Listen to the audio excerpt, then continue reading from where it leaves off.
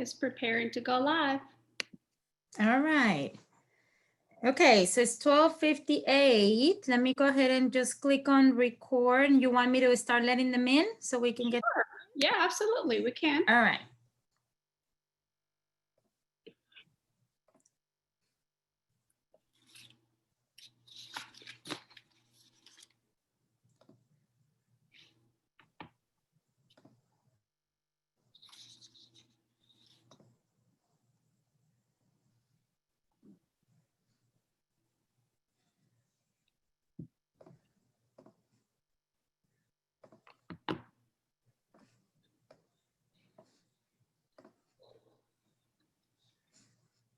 Welcome everybody. We are getting everybody in the Zoom room. So we're gonna wait about a minute and then we'll get started, okay?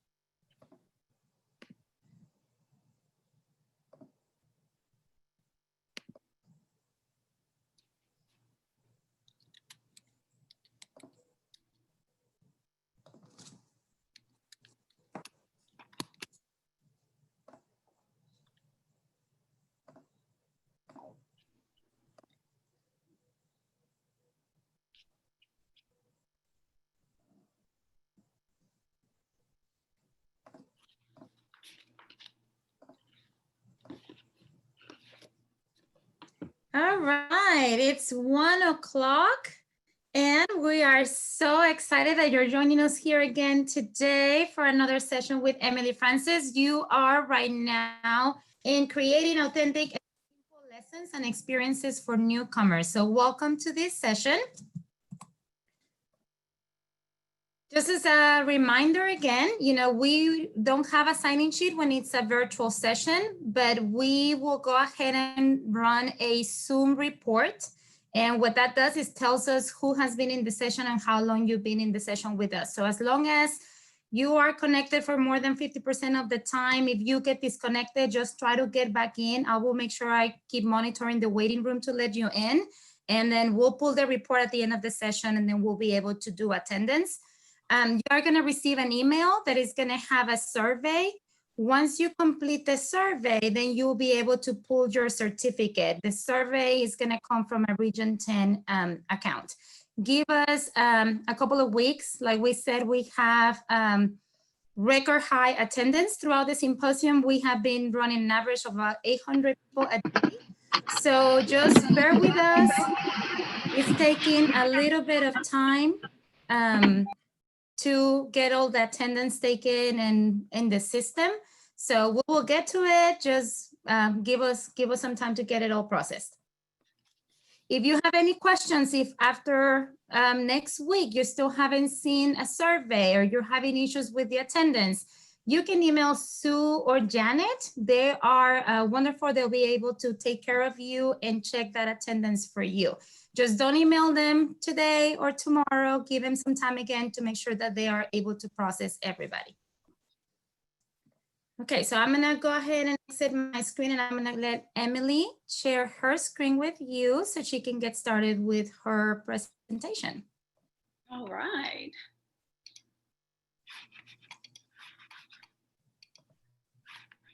Here we are. If I can get myself straight. Hello, everybody. Of course, you know me by now, Emily Francis. Super excited that you have chosen to be here in this presentation. Thank you. I can't thank you enough for everything you do.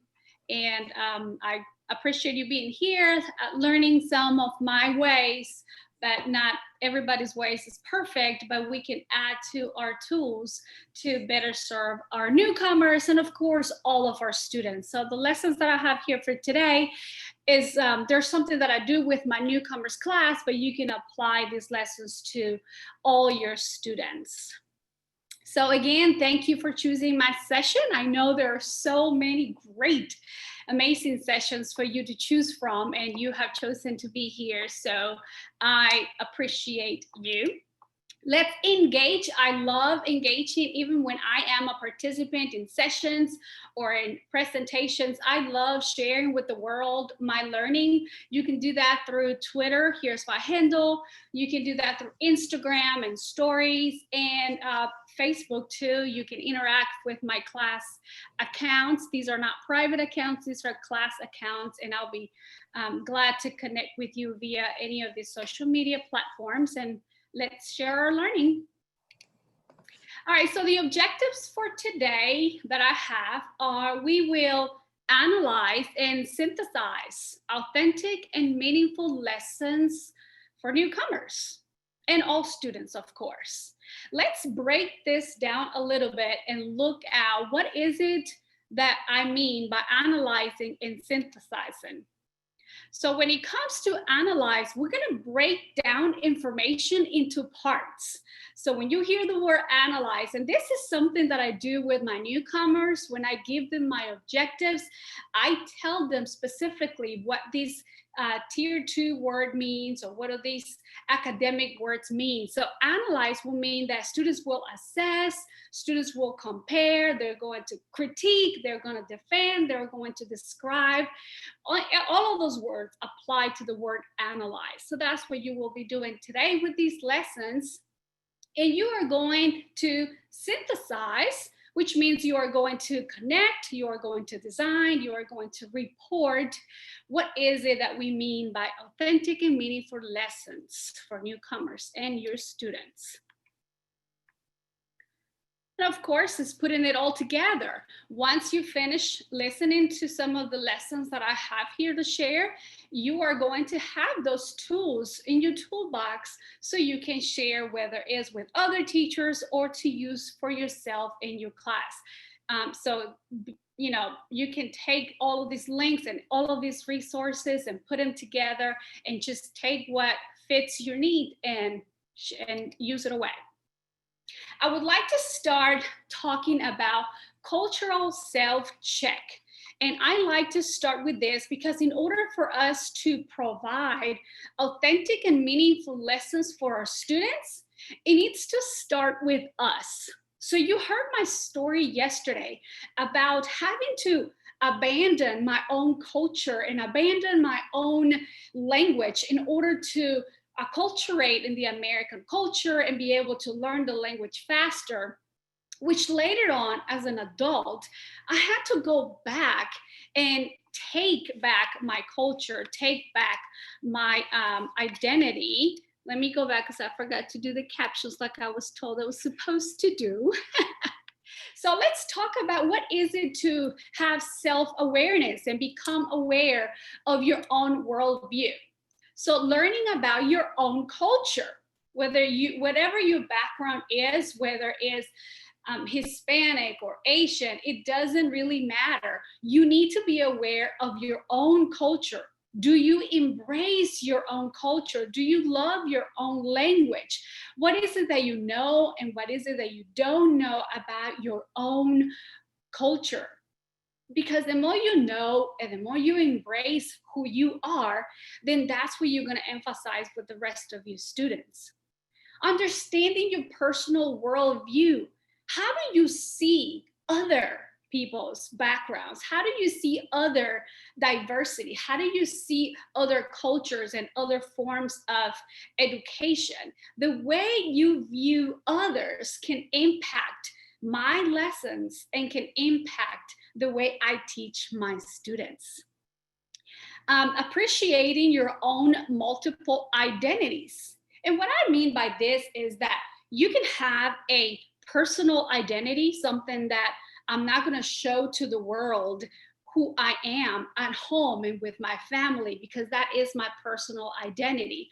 I would laugh, I would take jokes, I will be myself around my family. And then you have your professional identity. So it's important for you to make sure that you have embraced your personal identity and your professional identity as well. Knowledge and assumptions of biases. We all have biases. We can't put this word aside and say, oh, I don't have, I see no color. They're all the same. We can't do that, especially with what we see going on right now. We have to see color. We have to understand that somehow, somewhere, we have some biases, and we can understand others by cleaning up and acknowledging our own biases. And we can do that by learning about others, by learning about our students, by reading, by researching. We can break those biases and break those barriers by us learning about other cultures. Something I do with my students and with other teachers when I do this session is, how much do I know about myself? So I always do what we call an I am poem. I'm not going to make you do that today just because I have another activity for you to do. But I always have my students do an I am poem. And all it is I do the word I am and my name in the middle. And then I brainstorm all of the words that make me who I am. Do I really love that I am Hispanic? Do I really love that I am Guatemala? Do I love that I have family, that I love books, that I'm a mother, that I'm a teacher, that I like black beans? I mean, do I really appreciate and love who I am in order for me to love others? So this is something that I do with students, and I encourage you to do with your students as well. Or maybe you can do that with yourself. Sometimes we don't even know who we are, and brainstorming what makes us who we are can help us embrace ourselves. So if you have time, do that with your own identity. Figure out who you are, or what makes you who you are. And then you can make that with your students. This is something that I do for students, and then we decorate our classroom. Here's an example of one of my students. You can see how they decorated so well, and they tell me who they are, where are they from, what languages they speak. And these beautiful poems, instead of going to Pinterest and looking out for classroom decorations, these right here can do a wonderful, wonderful decor for your room. And can you imagine students walking in your classroom or in their classroom and seeing something that reflects who they are, that you are validating their background just by displaying who they are? That's just an amazing activity that you can do with students. I let my students use Google Classroom. I let my students help each other if they don't know how to spell something. And then we use those for practicing reading. So if they don't know how to read yet, we are going to rehearse reading. So there you go. You have your domain of writing, your domain of speaking, your domain of reading, and then you have others listening to each other's I am poems. So you are incorporating all the language domains when you do that beautiful activity. And I encourage you as a teacher to do that before you do that with your students. So why? Why is it important to have a self-awareness? Because that leads to strong relationships with your students, and you start treating them like the students and the respect that they have. Our classroom becomes decoration with students' backgrounds and knowledge. You are honoring the diversity. Here's a picture at the bottom right corner, if you see it. It's a picture of our classroom norms. I ask students, how do you want me to treat you? That's one corner. The other is, how do you want your students to treat you, your peers? The other one is, how are you going to treat your peers? And the last corner is, how do you want your teacher to treat you?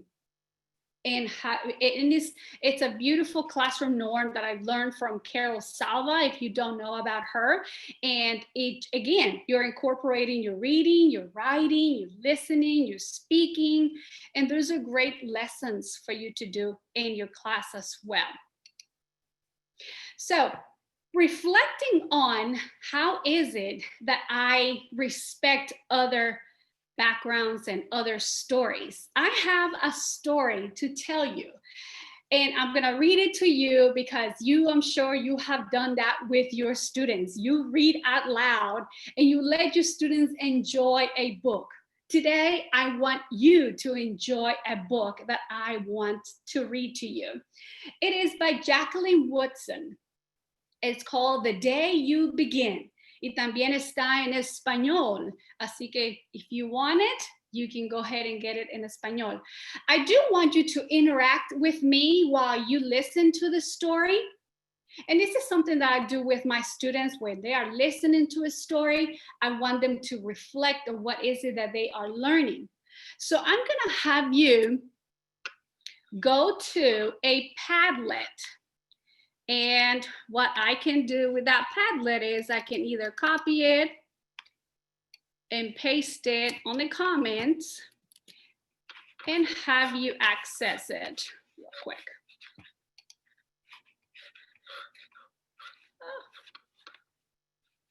If I can find you. Millie, I can add it if you want me to. You want to go ahead and do that. I'm sorry, I can't. Thank you so much. All right, I'm not going to put this slide up because I would like for you to have the screen of me reading the book instead of the slides. But once you open the Padlet, I want you to reflect. What is it that is happening with your emotions while you're listening?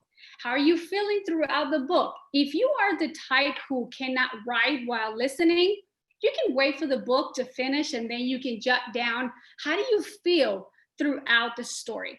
If you have an iPhone, just go ahead and scan that barcode and it'll take you straight to that Padlet. Did you add it in, Emma? You good? Yes. Perfect. Yes, in the chat. All right, perfect. Okay, so The Day You Begin by Jacqueline Woodson. I recommend you checking out all of her books because they are amazing. There will be times when you walk into a room and no one there is quite like you. Maybe it will be your skin, your clothes, or the curls of your hair.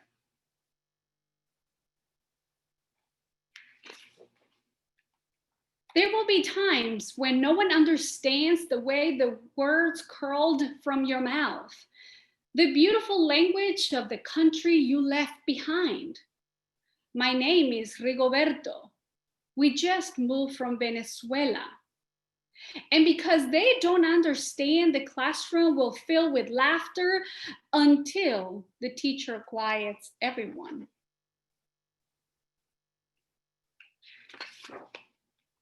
Rigoberto from Venezuela, your teacher says so soft and beautifully that your name and homeland sound like flowers blooming at first bright notes of a song.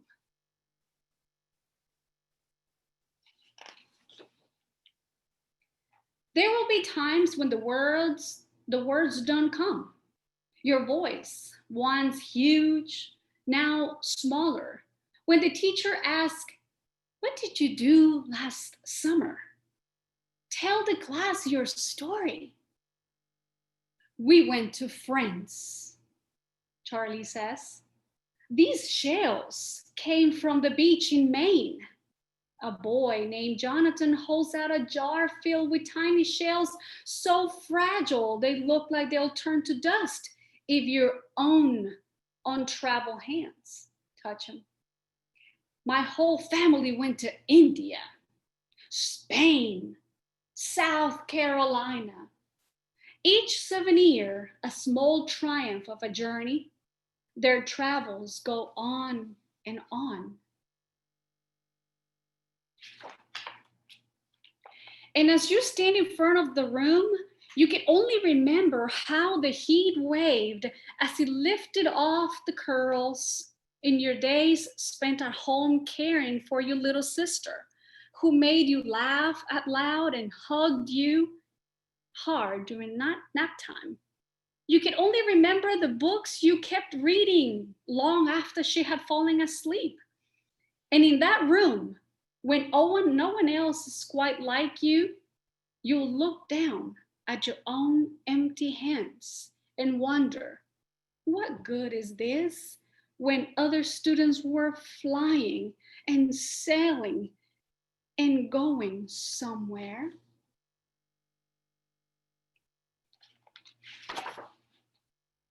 There will be times when the lunch your mother packed for you, it's too strange or too unfamiliar for others to love as you do.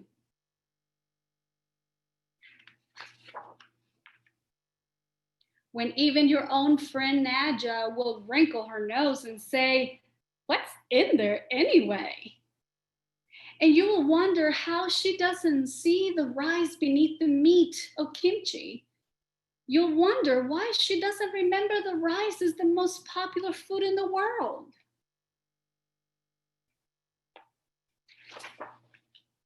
There will be times when the climbing bars are too high, the run is too fast and far, the game isn't one you can ever really play. I don't want you in my team. You can watch. Maybe you can have a turn later.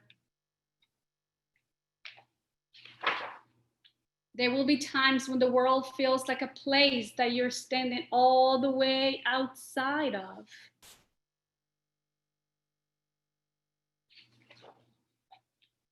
And all that stands beside you is your own brave self, steady as steel and ready enough you don't yet know what you're ready for.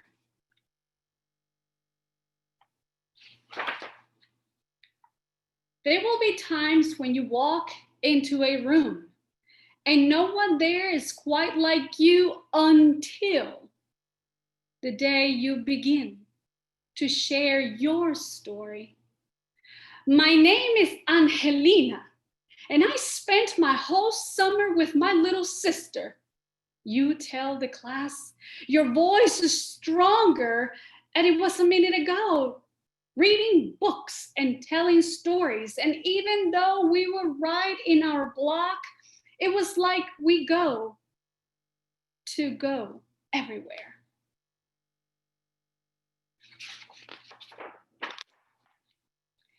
Your name is like my sister's, Rigoberto says. Her name is Angelina too. And all at once, the room where no one else is quite like you, the world opens itself up a little wider to make some space for you.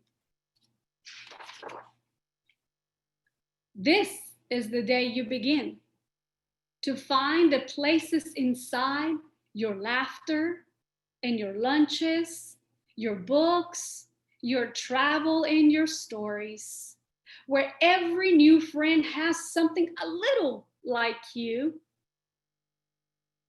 and something else so fabulously not quite like you at all. Yet. Such a beautiful, beautiful story.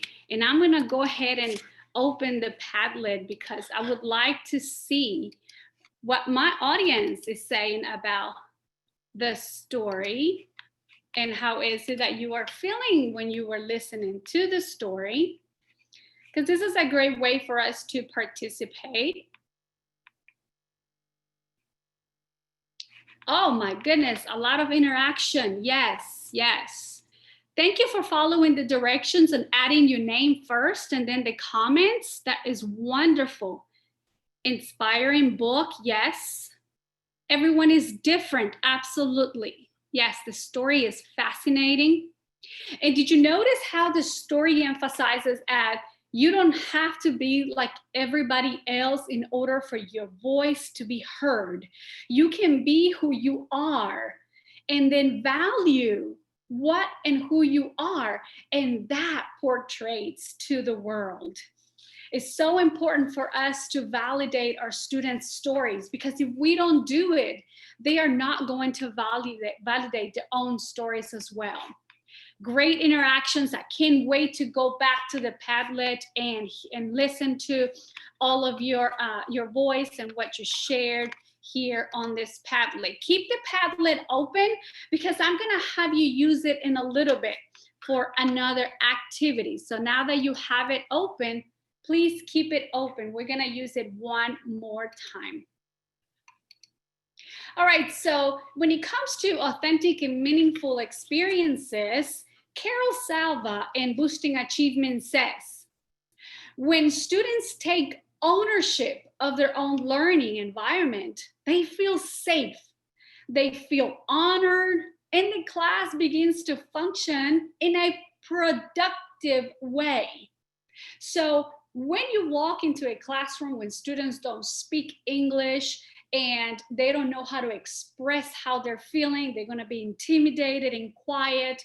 But as soon as you start engaging students in activities where they see themselves, where you are validating and honoring who they are, they begin to produce language, they begin to produce work, they begin to engage with one another. And here are 5 different activities that I do in my class. One is to discover own identity. You will see how I do that. Honoring our own name, our story, which it could be born here in the US or not. We all have a story. Crossing borders. If you have students who have come from another country, I do lessons where I validate their sacrifices to come to this country. Honoring others, and topics of interest. And that will be topics who students choose to read about. So let's go ahead and begin with telling our stories. And why is that important? So yesterday I shared with you this quote, how important it is to expose parts of our identity because it makes us who we are. So what I want to do right now is I want to play a Kahoot game. So if you have a phone, hopefully you have 2 devices, one where you can see my screen and the other one your phone. Go to Kahoot.it, and I'm gonna go ahead and give you a code for us to play a game. And this game is going to be based on my story that I shared with you yesterday. So go to Kahoot.it and just open your browser and press Kahoot.it. And I'm gonna go ahead and give you a code. It's called a Selfie Kahoot. This is another lesson I do with my students. I create one about my own story. And then I'll show you how I do it for interaction in the classroom.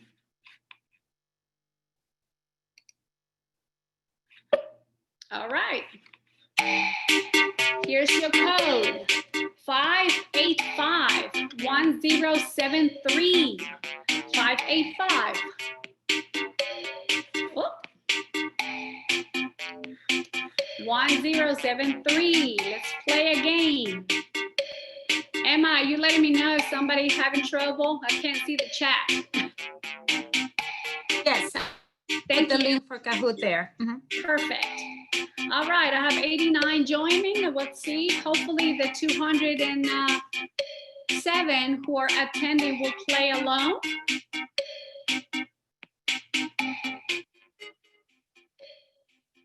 This is called a Selfie Kahoot. I learned that from Carol Salva as well. It's going to be based on my story I shared with you yesterday. Let's see how well you are paying attention.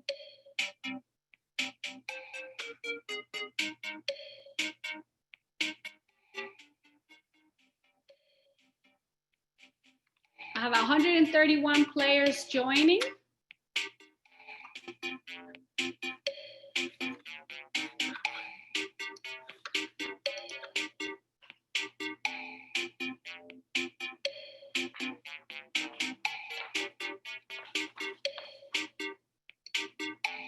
$136. Like I tell my students, no inappropriate names, please. We're teachers. I know I didn't have to say that, but I always have to tell that to my students. At 140, we're almost there. Oh, someone just dropped.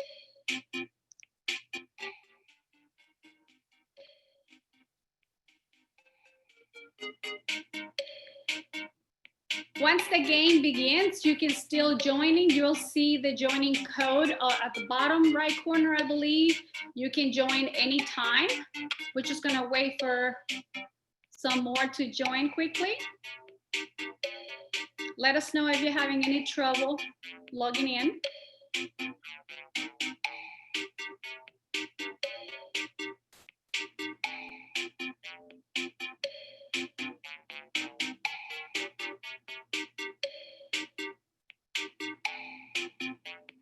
If you don't want to play, that's okay. I'm sure you're still watching the presentation and you can learn alone. All right, I'm gonna go ahead and start it with 145. Let's go ahead and play and see what you learn about me.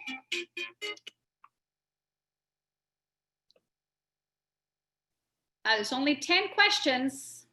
Ready? Mrs. Francis is from what country? Mrs. Francis is from what country? The code is right there. You can still join 585-1073.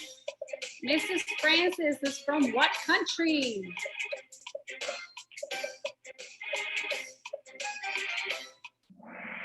Oh my goodness, 8 of you said Mexico? Brazil? No, I am from Guatemala. Muy bien. All of you 121, tap yourself on the shoulder. You knew the answer. Very good.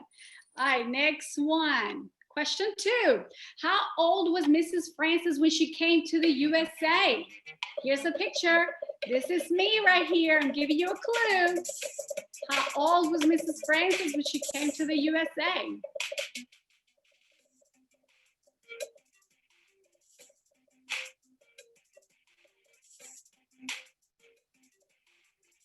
I was, yes, 15 years old. I was 15. 13 when my mother left us in Guatemala. It took 2 years for us to be without her. And yes, oh, NT, you made it to the top. Question number 3. How many sisters does Mrs. Francis have? How many sisters?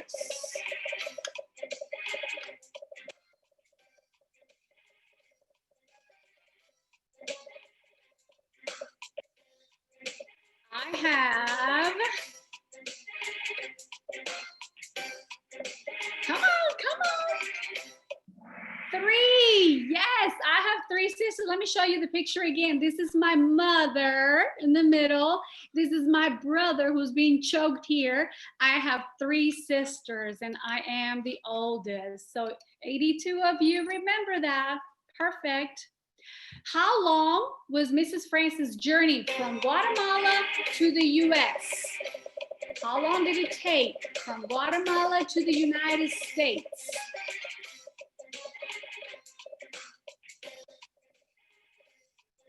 It took me 3, 2, 1, 2 months. Yes. The smugglers picked me up in November 1993, and in January 23rd, 1994, we made it to the US. So 2 months. What was Mrs. Francis' last completed grade in Guatemala? Oh, there's a clue. You got a diploma there. What was my last completed grade in Guatemala?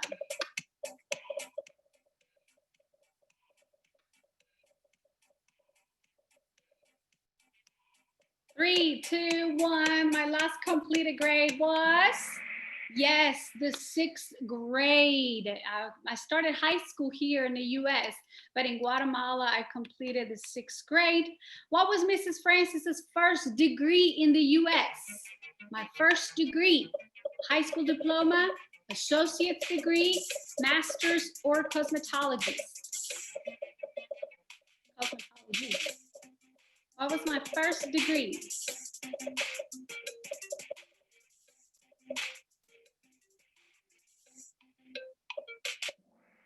My first degree is an associate's degree. If you picked high school diploma, I know I got a GED, but that is not a degree. A GED is just a diploma. It's not a degree. So associate's degree was my very first degree here in the US. Almost there. 3 more questions. Who helped Mrs. Francis obtain her legal immigration here in the USA? Legal documentation. Remember, I was at the airport about to be deported. Someone showed up to rescue me. Who was that?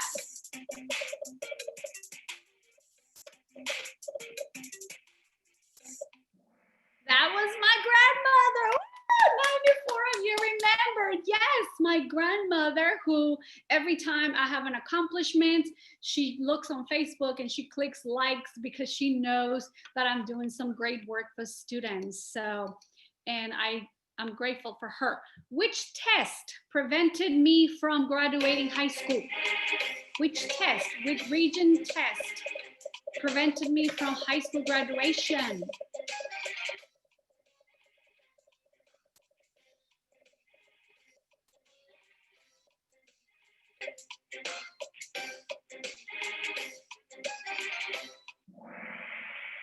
American history. It was not ELA. I knew how to read. I knew how to write. I passed the ESL class. It was just the American history that I had no idea, knew nothing about. And let's see who is making it to the top. Rachel or Raquel. What grade level does Mrs. Francis teach now? Oh, the picture should give you a big clue.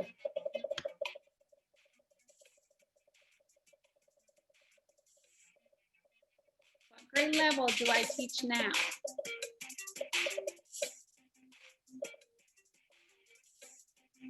Come on, one more. 9 through 12, great job. I'm glad you picked that one. It's not kindergarten. If you look at the picture, they're big kids. All right, let's see. I think it's the last one. This is my hierarchy to success. Remember I told you about the notion for success? Which one is it? What is my hierarchy to success based on what I shared yesterday?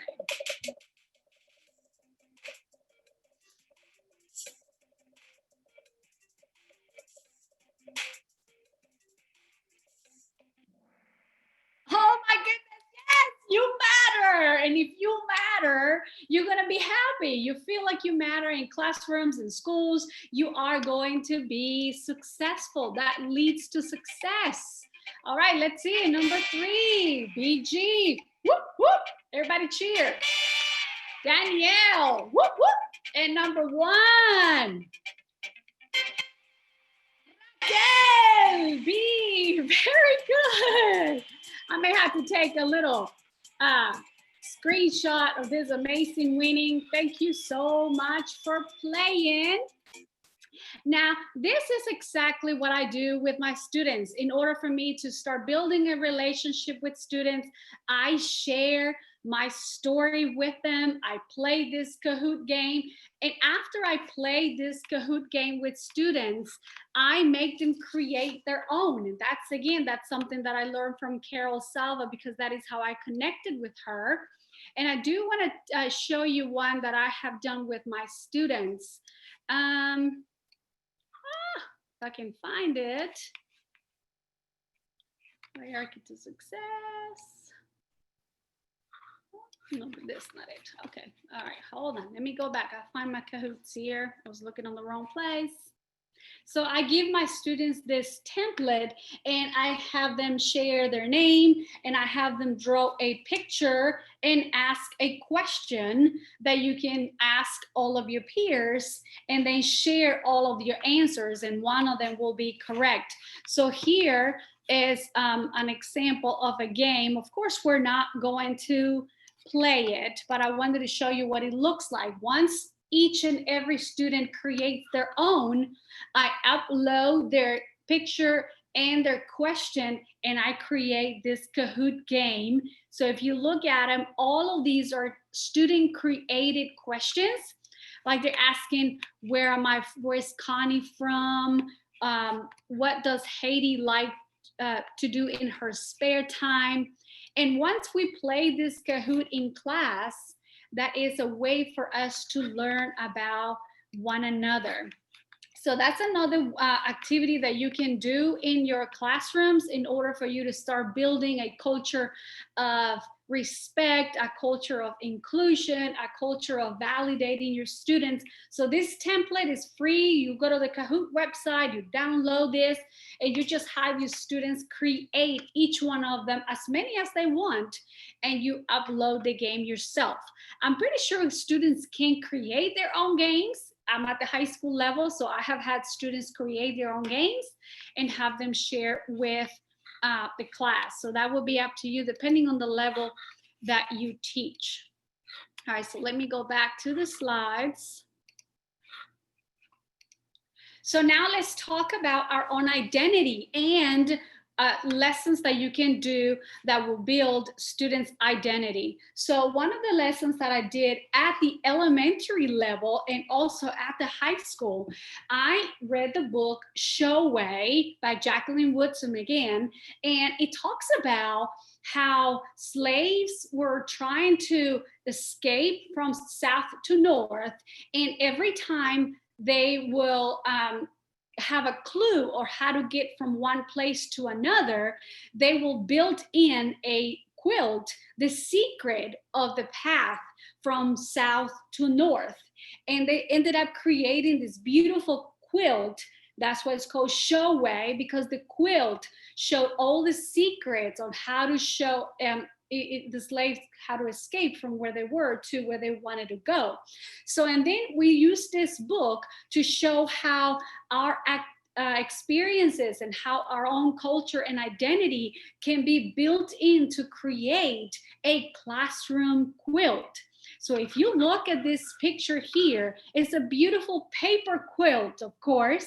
Each student gets a piece of paper and they draw everything about themselves, kind of like the I Am poem that we made, but this one has pictures. So yes, it's all about them. They draw a flag, they draw pictures about themselves, they draw any illustrations they want, and then we put it all together and we create a classroom quilt.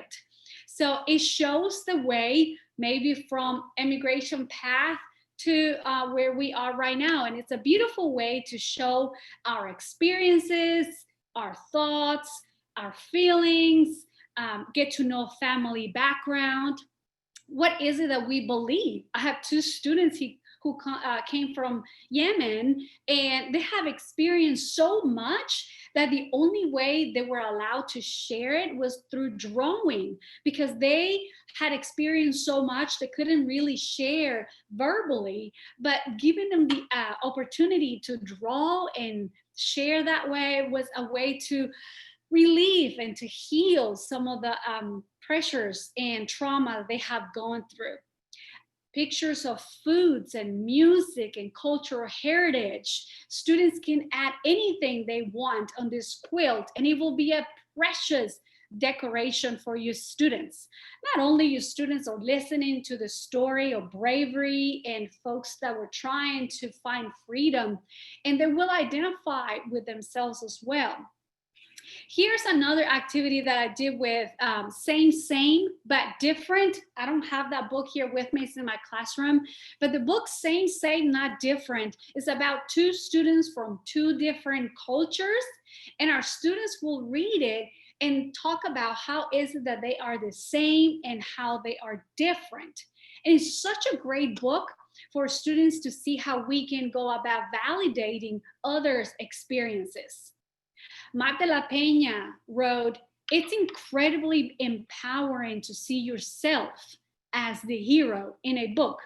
Nothing can replace the unspoken validation of kids feeling that they see themselves in a page. It confirms existence." So when you read books that are validating our students' experiences, they now feel like they do exist and that have a place in this world.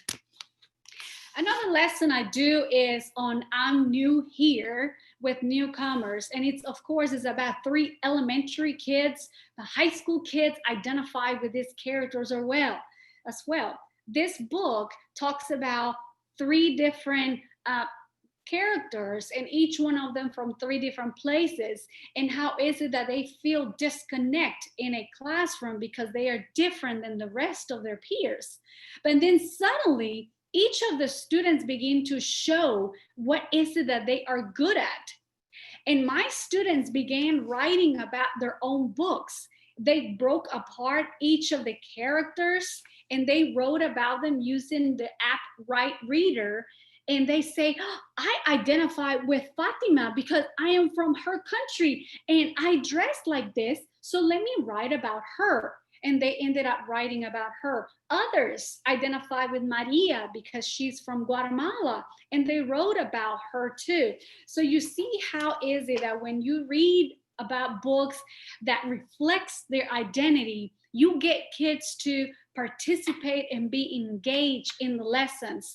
There's reading, there's writing, there's listening and speaking all throughout all of these lessons.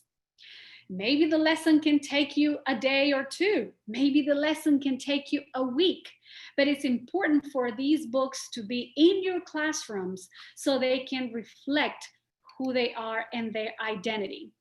The next one I want to share with you is about our name. My first name is Astrid. When I first came to this country, my name was Astrid Emily Corcuera Bonilla.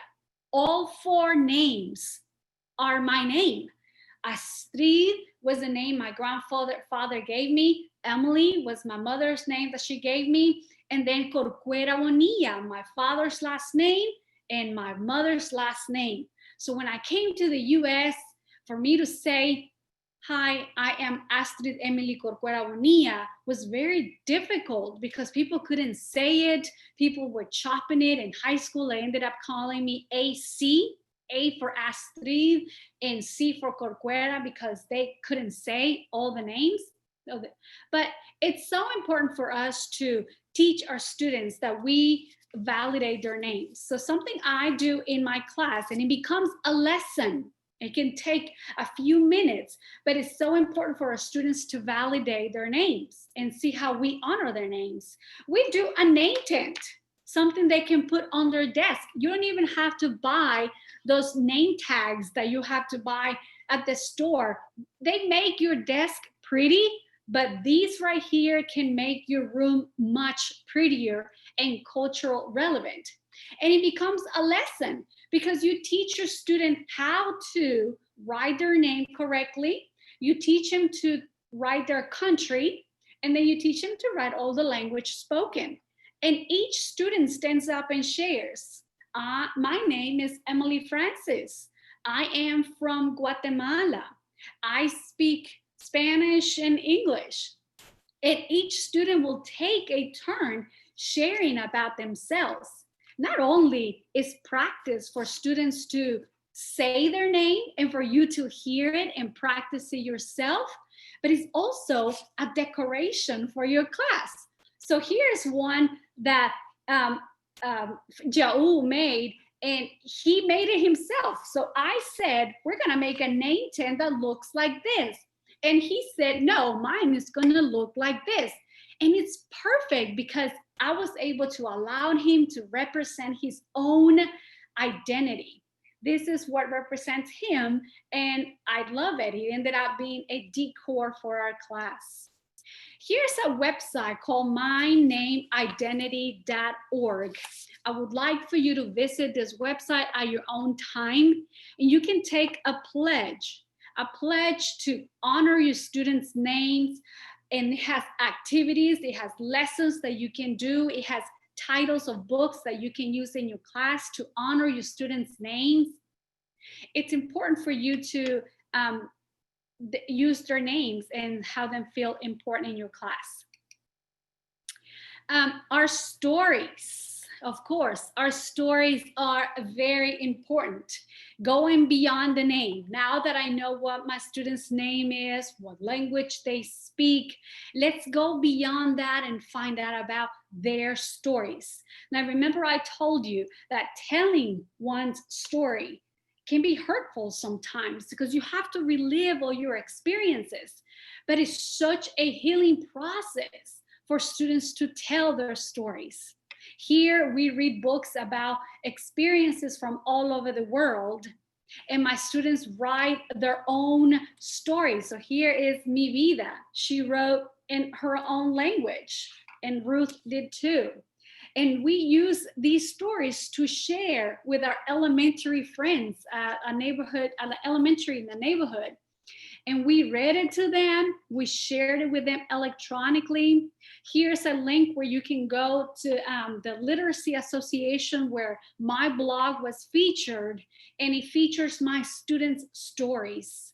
Another activity that will help you validate your students' stories. Now, I want to know, how much is it that you know about your students? Do you know their stories, or do you just know their name? Do you know who they are? And do you know how much they matter? Let me tell you what Sarah Ahmed said in Being the Change. It says, adults should not attempt to teach children anything until they know at least 10 things about each child as a person. And that is a research by Don Graves in 2006. So research shows that if you don't know at least 10 personal things about your student, maybe we shouldn't be teaching them content nor language. And then she gives a challenge in this book. As a writer, she looks at the reader and says, I'm going to challenge you right now to close the book and write at least 10 things about one student. I closed the book myself and I was not able to do it. And that was in the middle of the year. I knew about their grade level. I knew about their language proficiency. I knew about their credits, but I didn't know anything about them personally. I was so embarrassed that I had to share that with my students. And we did an activity, especially the I Am poem, to learn more about my students. So I'm going to go ahead and challenge you right now. I want you to take a blank piece of paper and write one student's name. Not the last name, because I want you to share that with us. In a one piece of paper, on a notebook pad or any paper that you have, think of one student. Write it in the middle and see if you can come up with at least 10 personal things you can think about your student. I'm going to challenge you to do this right now and take a picture and upload it to our Padlet. Our Padlet will be available for later if you don't finish it right now. But I'm going to give you a minute or two for you to take a pencil or a pen and a notepad and see if you can come out with 10 things about one student. Start now.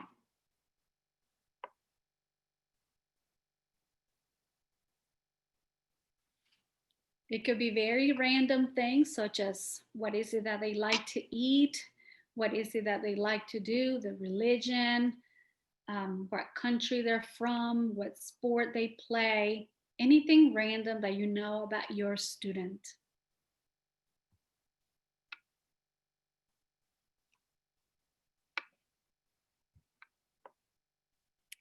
When you go to the Padlet, yes, you can share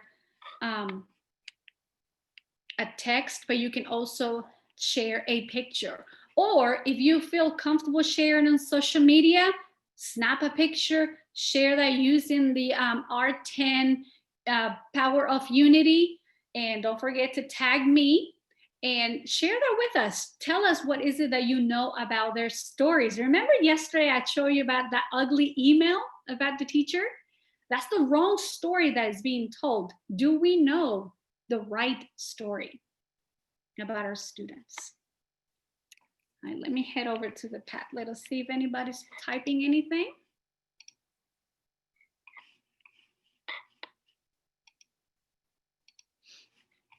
You can either send a picture of your web like this, or you can just type in the 10 things that you know about your student.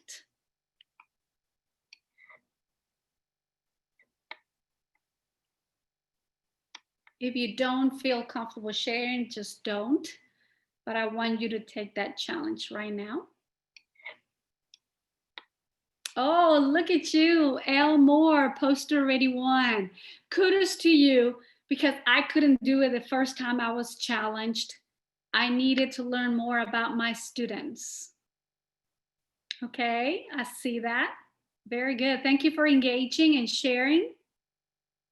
Again, you can share on social media. We only tag in first names, or you can block out a student's name. It's important for those stories to be out in the world as well. Beautiful. Look at this. Lots of pictures. Thank you for collaborating and engaging with us. Thank you.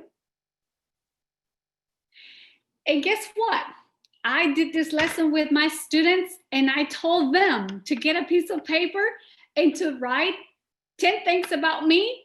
They wouldn't stop writing. And I mean, they just kept going and going. I said, how do they know so much about me? And that gave me the idea that I was talking too much, that I was sharing more of myself than giving them opportunities to share about themselves.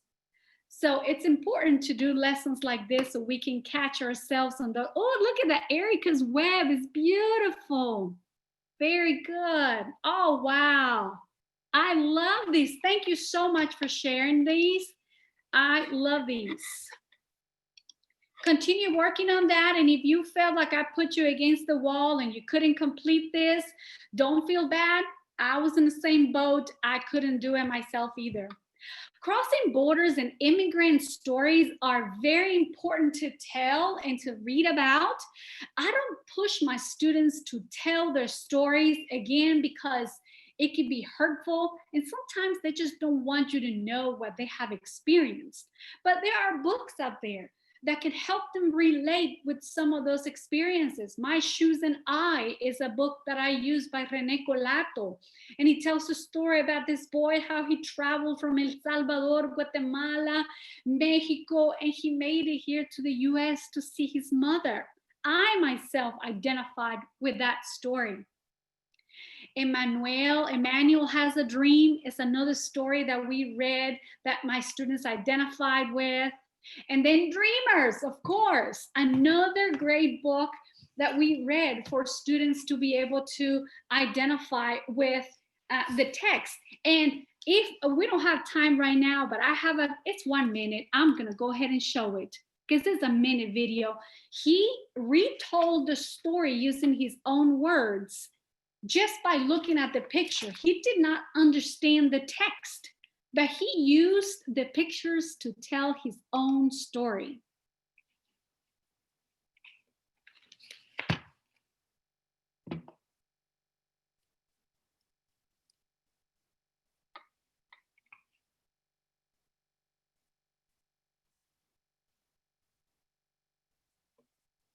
Oh, I'm not sure why the sound is not showing up, but you'll have the link and you'll be able to see that video.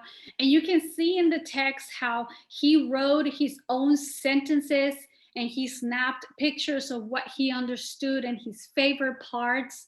And he was able to retell the story because he was identifying with some of the pictures.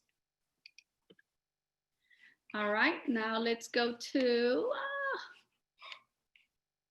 so here's compelling text. Of course, I use Saddleback, some of the easy books, not baby books for my students, but I use Saddleback in order to teach my students their stories about students who came from another country. And my students will read these books in order to be able to not just read, but speak and also write. 3 great books that I recommend as a teacher to use is this one, Being the Change. I'm gonna go ahead and escape this PowerPoint so you can see it.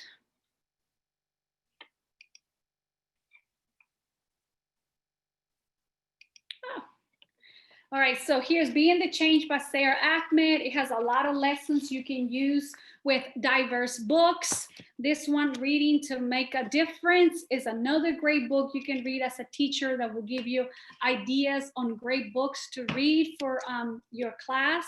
And of course, this new one, En Comunidad, it focuses more on Latinx students and what is it that we can do to validate their stories. Okay, we only have 4 minutes left, right, Emma? That's all the time I have left. Yes. Oh my goodness, I think I talked too much. So Emma, if you would do me a favor and share this link for everyone to get. Yes. And I'm gonna go ahead and open it myself. I have a folder here for you. Usually when I do this lesson, this presentation, I make my participants create their own lessons. But since you are not here with me, I present to you some of the lesson ideas that others have created. And I would like for you to take a minute or two to click on any of these documents and see if there is a lesson here that catches your attention. For example, here is a lesson about just ask, is this book. And